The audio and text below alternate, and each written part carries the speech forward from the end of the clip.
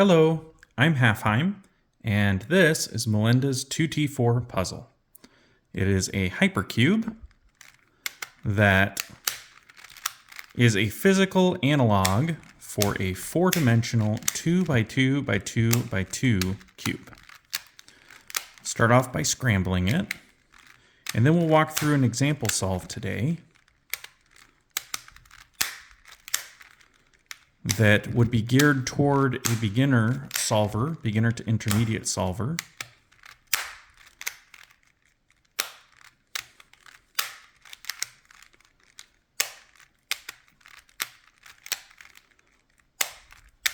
So that they can have an idea of how to solve the cube.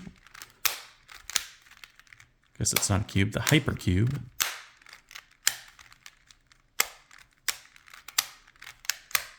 The scramble technique I'm using I call the 1, 2, 3 method because you rotate both cells however you want, then you stack them together, and then you pull off one piece, you flip aside 2, and then you flip again 3.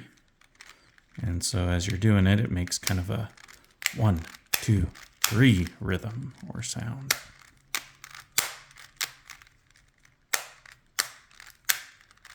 All right, that looks pretty scrambled to me. Lots of different colors everywhere. Perfect. Okay, so to begin, what I'm looking for is sets of opposite colors. For example, pink and purple are opposite colors. And on the inside, add up all of those that are here and here. So that's 4 on that side, plus the ones that are on the back, which is 0. And I want that number to add up to 8. So I'm looking around to see what I can do. I'm seeing lots of whites and yellows. So I think that's what I'm going to start with. Get these 4 whites and yellows together. That makes 5 there. 6, 7, 8. Perfect. Okay, so this is what I'm talking about. Now we have 4, 5 on this side. And on the back side, we have 1, 2, 3 for a total of 8. Then we can perform the gyro, which will swap these pieces, swap positions, the position of these inside ones to these outside faces here, the outside stickers. And now I have exactly 8 white yellows on the outside, which leaves me with exactly 8 white yellows on the inside. So now I will start setting up white yellows together on the inside so that I can get a nice cell full of 8 of them. So there's 4. Now I have 4 more. I see 1 here. Let's pair that like this. I'm going to pair up this one with this one here. There we go. And I see another one here. And the last one's over on this side. Perfect. So by putting these 2 up and down, I can preserve them when I do my R2 move. This one's on top here, which means to pair it, I would need to put one right here. This piece right here will go here after I do my R2. So we'll start with the R2. Then remembering this is where I want that yellow to be, I'll rotate this around so the yellow's right there. And when I do R2 again, now we have a nice pair. Now I just need to set up these 2 together. So I'll send this one down, bring that one so it's ready to pair up. And now I have that done. One more, and they're paired. What I've done is I created a cell that has white yellows on these outside stickers, and one cell that has them all across from each other. What that lets me do, if I do a gyro with this side facing up, is it'll take these stickers and leave them where they are, and it will bring all of these stickers and put them into the inner area here so that they can then interact with the other pieces.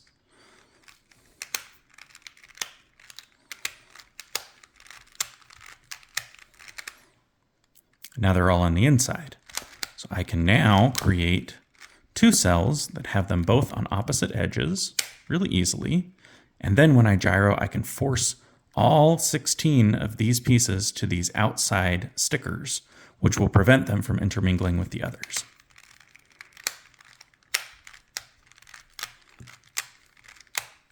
And now I have all white yellows on the left and right cells, which look like these outside pieces here. Now I can start solving the two cells. I see here that I have a nice white-pink pair. So I'm going to find the other two white-pink pieces. There's one of them here, and there's one of them here on this cell, which is perfect. So I'm going to pair up these two white pinks by doing an R2. And if I set them up like this, when I R2, they'll end up together. And there they are. Now I want these two white pinks to go together. So if I have one on the top like this, and I move the other one to the bottom so that it's on that side, this side, when I do an R2, it'll pair them all up very nicely. And I now have kind of a fourth of the puzzle done. I'll take that and put it over here on this side and stick this one on top. Now my next task is to get these four pieces set, which are the white-purple pieces. So I'm going to look for a white-purple here, and I see one there. I'm going to put it so that it's on top, so that when I R2 and set one up here, I can R2 it back and pair it up with the one next to it. Just like that. Beautiful. Next, I'm going to do the same with this piece here. And the reason I'm choosing this piece in this orientation is because it allows me to keep these two pieces together. Where if I were to do this, these two pieces would be broken up when I do my R2, which I don't want because I just did a bunch of work to put them together. So if I do it like this, then when I do my R2, those two pieces stay together. So after I do my R2, I'll bring a purple white to here, and then when I R2 back, those will be paired up. And now I have two pairs of purple white all ready to go. So the way I like to pair the pairs, if you will, or complete the fourth of the puzzle, I like to put this one on top where I can flip it down and it won't mess that one up. Then I can set this one up over here so it's ready to be added. And now I have that complete. The last step is to take these two and put them back to back. So I'll put them here. So one's over here, and one more R2. And now this cell looks like a 2x2 that has been set up for the Ortega method. All that's left is to permute both layers. So I'll get to that here in a second. But first we have to set up this piece, this cell, so that it's ready as well. So I'm looking for a side that's almost solved. I have two of them. I have blue here and I have pink here. If I were to choose the blue side, this piece is oriented with blue up, which is just takes some extra steps. So I'm going to choose pink because this is oriented so that it's on the side, which I like a little bit more. And I'll use RKT, which means putting the whole puzzle together and rotating this internal section called an axial twist, which will bring this over where it needs to go. And then, just like with a 2x2, I will go up, over, and down. And what that does is it solves my pink. Next thing to do is solve my purple. So using the algorithms I know from 2x2 solving, Ortega method, I will R2, U2, R, U2, R2. And I now have two cells that have solved opposite edges. And so I can stack them up like this. And now all I need to do is solve the four layers here. As I'm looking at them, I see that this one is solved. I see that this is opposite. This one's adjacent. And the bottom one is opposite as well. And so I don't know the algorithm for that. There is one, but I don't know it. So what I'm going to do is I'm going to kind of swap it around. I'm going to put this and this together because they're both opposite. And I know the opposite algorithm is relatively easy to do. So that is just an R2, B2, R2. And then I can set these back together. And now I have three solved. I have these two layers solved, and then this layer here is solved. And here we just need an adjacent algorithm. So I'll use the T-perm.